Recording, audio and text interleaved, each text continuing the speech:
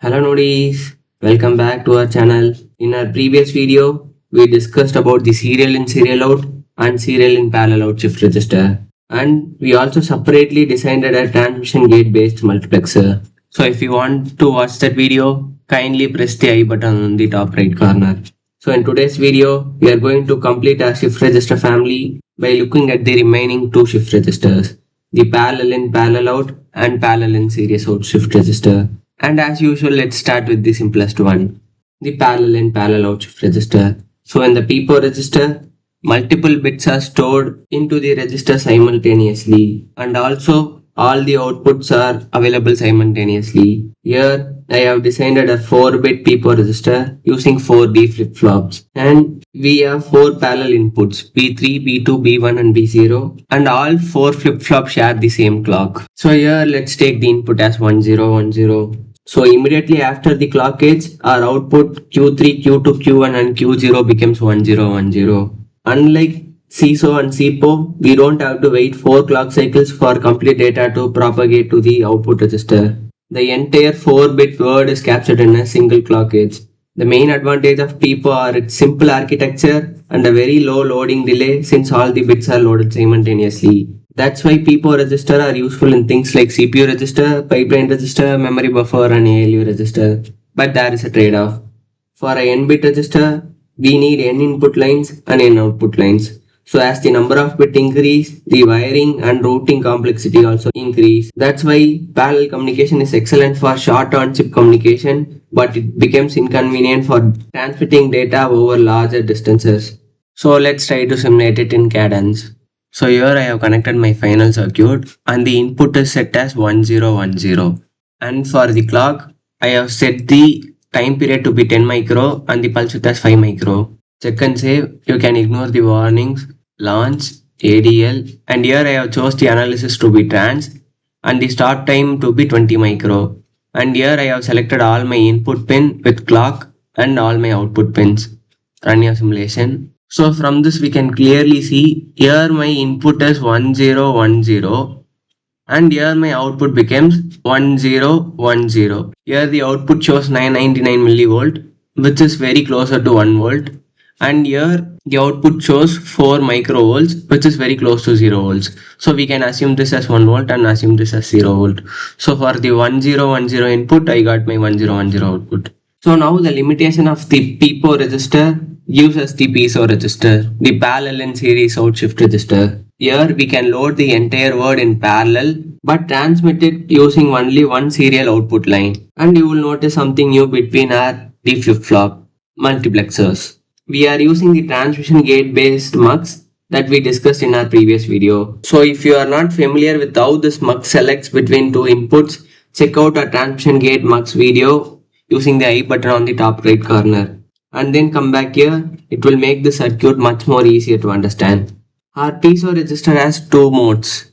One is the load mode and another is the shift mode. Let's again take our parallel input to be 1010. Here, first we enter the load mode. In this condition, the multiplexer selects the parallel input, so at the next clock edge, the complete 1010 word is loaded into the 4 flip-flops simultaneously. Now we change the control signal to shift mode.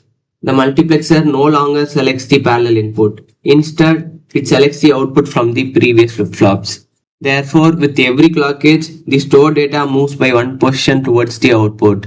And finally, one bit after the other appears at the serial output. And this is the beauty of the PISO register. We are essentially performing parallel to serial data conversion, which is very useful in deserialization. Internally, we can work with multiple bits simultaneously, but when we need to transmit that information, we can send those bits one after another through a single line. This greatly reduces the number of wires required. That's why the concept of parallel to serial conversion appears in the applications such as SPI, display driving system, and digital communication hardware. The major advantages are fast parallel loading, fewer transmission wires, and efficient parallel to serial conversion. But compared with the PIPO, there is an obvious trade-off. Even though all the data can be loaded at once, transmitting an n-bit word serially requires multiple clock cycles. We also require additional control circuitry and multiplexers, which increases the circuit complexity and area.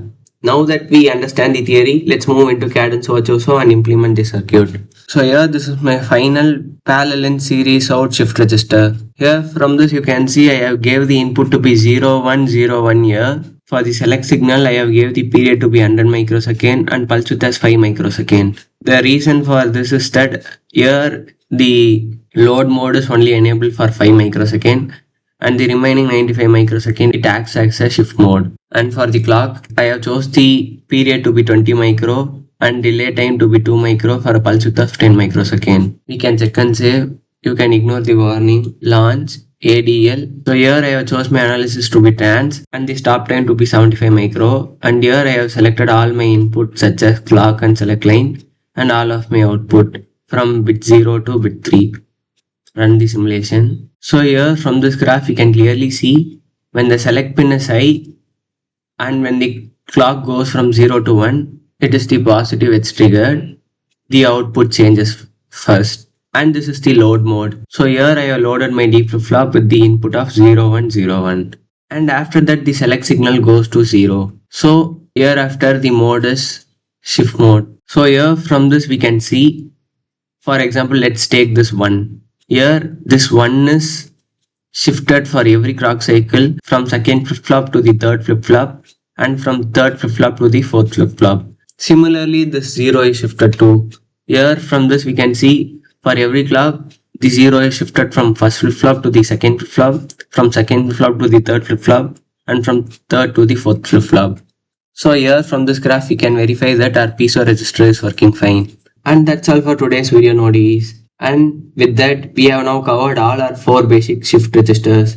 The serial in serial out, serial in parallel in parallel out, and parallel in serial out. We have basically gone from simply moving one bit through flip-flops to loading an entire digital word and converting it between parallel and serial forms. So if this series helped you understand shift register from circuit level, make sure you subscribe and join our Noddies community. And as always, keep learning, keep building, and keep simulating.